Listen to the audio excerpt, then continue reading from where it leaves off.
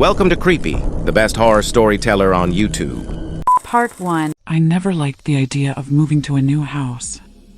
Especially not to a remote, dilapidated mansion in the middle of nowhere. But my parents insisted that it was a great opportunity for us to start fresh and escape the troubles of the city. They said the house had a lot of history and charm and that we could renovate it to our liking. They said it was a bargain and that we were lucky to find it. I didn't feel lucky at all. I felt uneasy and anxious as we drove up the long, winding driveway to the house. It loomed over us like a dark, menacing shadow, with its cracked windows, peeling paint, and overgrown vines. It looked like it belonged in a horror movie, not in our lives. My parents tried to cheer me up by pointing out the positive aspects of the house, such as the spacious rooms, the antique furniture, and the beautiful view of the woods. They said it had a lot of potential, and that we could make it our own. They said it was our new home, and that we should be happy. I didn't feel happy at all.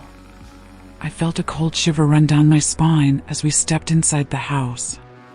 It smelled of mold and dust, and the air was stale and heavy. It was dark and gloomy, even though it was a sunny day outside. It felt like we had entered a different world, a world that didn't want us there. My parents told me to pick a room for myself and to unpack my things. They said they would start working on the repairs and cleaning as soon as possible. They said they were excited to see how the house would look after we fixed it up. They said they loved it already and that we should too.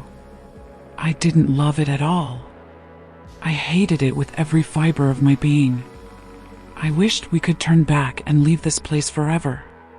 But I knew it was useless to argue with my parents. They had made up their minds, and they wouldn't listen to me. They never did. I dragged my suitcase upstairs and looked for a room that didn't look too creepy or dirty. I found one at the end of the hall, with a faded wallpaper of pink roses and a large window overlooking the backyard. It was the least worst option, so I decided to take it. I opened the door and pushed my suitcase inside. I was about to follow when I heard a faint whisper behind me. "Hello, Ria." I froze and turned around. There was no one there. The hall was empty and silent. I felt a surge of fear and confusion. How did they know my name? Who was they? Where did the voice come from? I shook my head and told myself that I was imagining things. I was tired and stressed, and my mind was playing tricks on me. I had to calm down and get used to this place. It was just a house, after all. A house that needed some work, but nothing more. I entered the room and closed the door behind me. I tried to ignore the uneasy feeling in my chest and focused on unpacking my things. I put my clothes in the closet, my books on the shelf, and my posters on the wall. I plugged in my laptop and turned on some music. I tried to make the room feel like mine, like a safe and familiar space. But it didn't work. The room still felt cold and unwelcoming, and the music sounded hollow and distant. I felt like I was intruding on someone else's territory, someone who didn't want me there. Someone who was watching me and waiting for the right moment to strike. I decided to take a break and lie down on the bed. I hoped that a nap would help me relax and forget about the voice I heard. I closed my eyes and tried to drift off to sleep. But I couldn't. As soon as I closed my eyes, I heard another whisper in my ear. "Welcome, Ria. We've been expecting you." Part 2. I jolted awake and gasped for air. I felt a cold sweat on my forehead and a pounding in my chest. I looked around and realized that I was still in my room in the new house. It was just a dream, a horrible nightmare. But it felt so real. The voice, the whisper, the words. They sounded so clear and sinister, as if they were coming from inside my head. They knew my name, they knew who I was, they knew why I was here. They were expecting me, waiting for me, wanting me. Who were they? What did they want from me? How did they know me?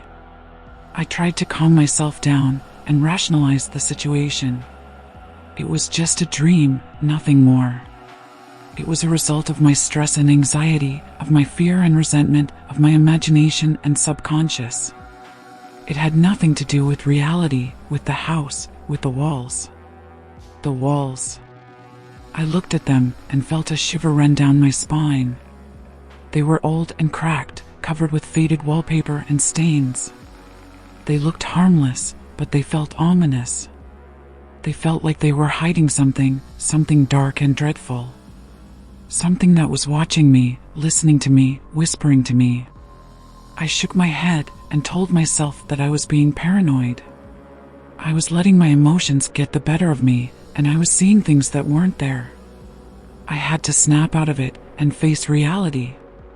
I had to accept the fact that this was my new home and that I had to live here.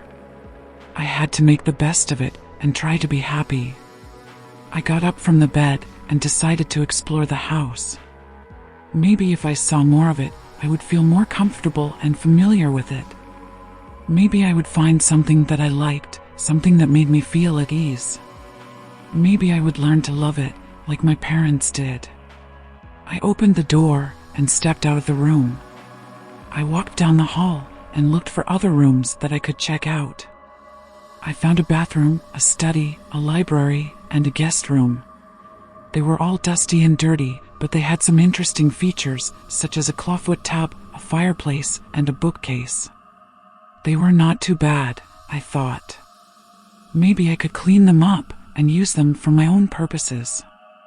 I continued walking and reached the end of the hall. There was a door there with a sign that said "Do not enter." It was locked and had a padlock on it.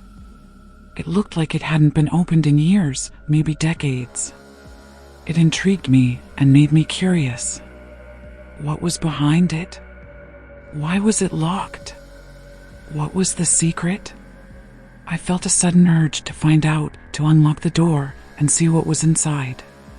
I looked around and saw a key hanging on the wall. It looked like it fit the padlock and it was within my reach. I felt tempted to take it and use it to open the door. I felt drawn to it like a moth to a flame. But I also felt a sense of dread, a warning in my gut. Something told me that I shouldn't do it, that I should leave the door alone and walk away. Something told me that there was danger behind it, something that I didn't want to see, something that I couldn't handle. I hesitated and weighed my options. Should I follow my curiosity or my intuition? Should I open the door or leave it closed? Should I take the risk or play it safe? I made my decision and reached for the key. I grabbed it and inserted it into the padlock. I turned it and heard a click. I removed the padlock and opened the door. I wish I hadn't. As soon as I opened the door, I heard a loud, piercing scream. It was a scream of pain, of terror, of agony. It was a scream that chilled me to the bone and made me want to run away. It was a scream that came from the room, from the darkness, from the walls. The walls. They were covered with blood, with flesh, with bones. They were covered with faces, with eyes, with mouths. They were covered with people, with victims, with souls. They were alive, and they were suffering. They were screaming, and they were whispering. They were whispering to me, "Hello, Ria. We've been waiting for you." Thank you for watching. Please like, share, and subscribe for more similar horror stories.